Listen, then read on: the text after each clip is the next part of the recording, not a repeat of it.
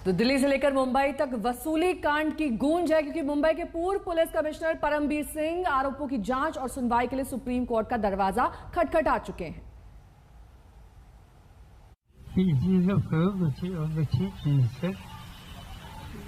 Investigate करना तो investigate करो, कुछ एक्शन लेना है या कुछ एक्शन ले लो, जो कुछ करना है वो कर सकते हैं, ये मेरा काम नहीं। ये साफ हो गई कि जिस समय में ये एलिगेशन किया था वो फिर अनिल देशमुख हॉस्पिटलाइज थे।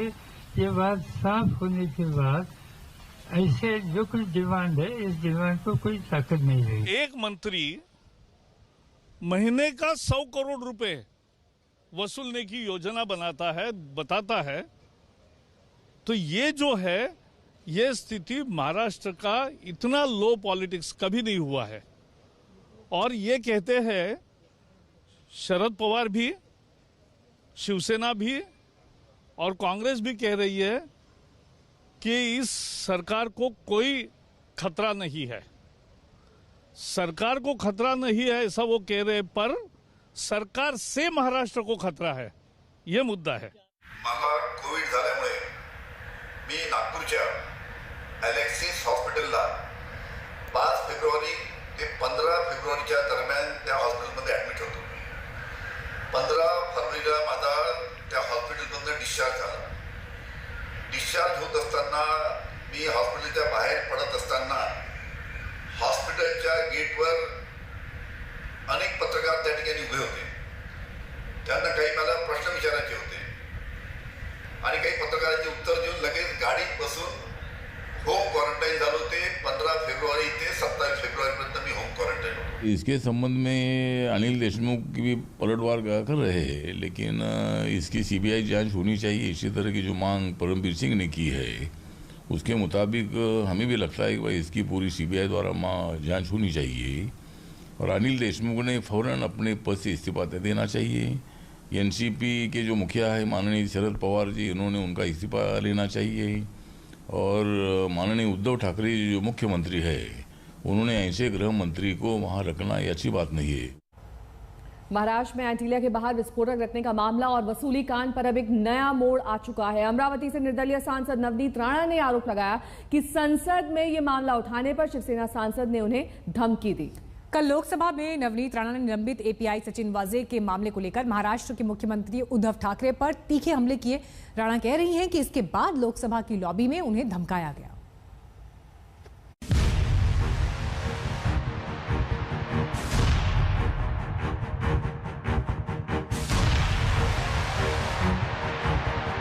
जिस दिन उद्धव ठाकरे की सरकार आई, ठाकरे सरकार चेयर पे बैठे, उसी वक्त परम सिंह जी को फोन करके उन्होंने पहला काम कराया कि सचिन वाजे को ज्वाइन करवाइए। मुझे बताइए, आप सचिन वाजे के कारण परमवीर सिंह को सस्पेंड कराते हैं, उनकी बदली करवाते हैं। मुझे आपसे एक विनंती करना है कि गृह मंत्री का नाम आ रहा है। अध्यक्ष महोदय, बहुत इंपॉर्टेंट सब्जेक्ट है। अगर इस तरीके से देश में खंडनी वसूली का चक्कर शुरू हुआ तो पूरे देश में ये चीजों को फॉलो किया जाएगा। महाराष्ट्र के मुख्यमंत्री उद्धव ठाकरे पर अमरावती की निर्दलीय सांसद नवनीत राणा के इस हमले की चर्चा दूर तलक हो ही रही थी कि नवनीत राणा ने शिवसेना के खिलाफ एक और घमासान छेड़ दिया। लोकसभा स्पीकर ओम बिरला को लिखी चिट्ठी में नवनीत ने शिवसेना के वरिष्ठ सांसद अरविंद सावंत पर धमकी देने का आरोप लगा दिया है। पूर्व मुंबई पुलिस कमिश्नर परमबीर सिंह के लेटर बम से शिवसेना संभली भी नहीं है कि पार्टी सांसद अरविंद सावंत के खिलाफ बड़ा आरोप लग गया। नवनीत राणा का आरोप है कि संसद में उनके बयान के बाद लोकसभा की लॉबी में अरविंद सावंत ने धमकी देते हुए कहा कि तू महाराष्ट्र में कैसे घूमती है, मैं देखता हूँ, तेरे को भी जेल में डालेंगे। जैसे ही मैंने मेरा स्पीच खत्म किया, शिवसेना के कई लीडर वहां से वॉकआउट कर रहे थे और एक व्यक्ति आके अरविंद सावंत जी मेरे पास आए, 2 सेकंड के लिए रुके और रुक के मुझे बताया। मुझे लगा कि हम जब चर्चा करते हैं तो अपने विषयों पे चर्चा करते हैं, हम विरोध दिखाते हैं, पर जब विरोध खत्म हो जाता है तब हम सब कुलीग्स आपस में अच्छे से सुलझे हुए लोगों के साथ जैसे हम बात करते हैं। उन्होंने आते बराबर मुझे बोला कि अब इसके बाद तुम्हारी बारी है, अब तुमको जेल के पीछे डालेंगे। नवनीत राणा ने लोकसभा स्पीकर ओम बिरला से मांग की है कि अरविंद सावंत के खिलाफ पुलिस कार्रवाई की जाए। नवनीत राणा के आरोपों के बाद अरविंद सावंत भी सामने आए। सावंत ने आरोपों को नकारा, लेकिन ये जरूर कहा कि उद्धव ठाकरे को लेकर नवनीत की भाषा और लहजा सही नहीं होता। ये काम धमकाना और महिला को, मैं शिवसेना को इतना ध्यान में रखूं, महिला को धमकाने वाला काम करते नहीं, ने कभी धमकाया है।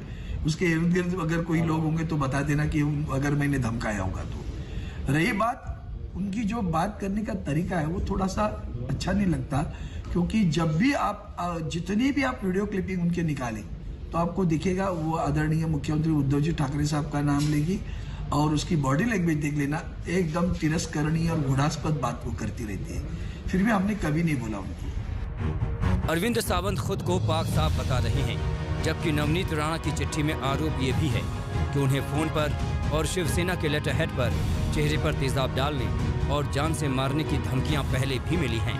नवनीत राणा जी अमरावती से मतलब इंडिपेंडेंट चुनकर आई हुई एक महिला सांसद है, और जब वो ये इशू उठाती है तब उनको तो धमकी देने का जो काम है शिवसेना की तरफ से जो हुआ है, ये बहुत बड़ा सीरियस बात है। मुझे लगता है कि हर एक सांसद को अपनी बात रखने का अधिकार है, और वो बात रखते वक्त मतलब शिवसेना ने धमकी देना अच्छी बात नहीं है।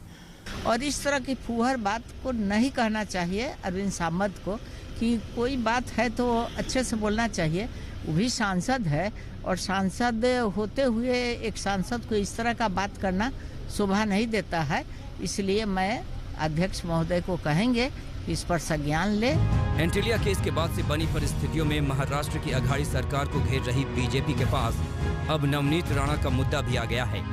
लोकसभा में बयान पर सांसद को किसी दूसरे सांसद से कथित धमकी का ये शायद पहला मामला होगा।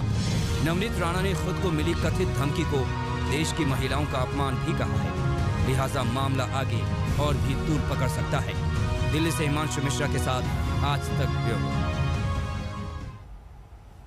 धमकी मिलने के बाद से ही नवनीत राणा भड़की हुई हैं। आज तक से खास बातचीत में उन्होंने कहा कि वो इस मामले में एफआईआर दर्ज कराएंगी और संसद में भी इस पूरे मुद्दे को उठाएंगी। किस तरीके से वहां पहुंचे और आप को धमकाने की कोशिश की उन्होंने?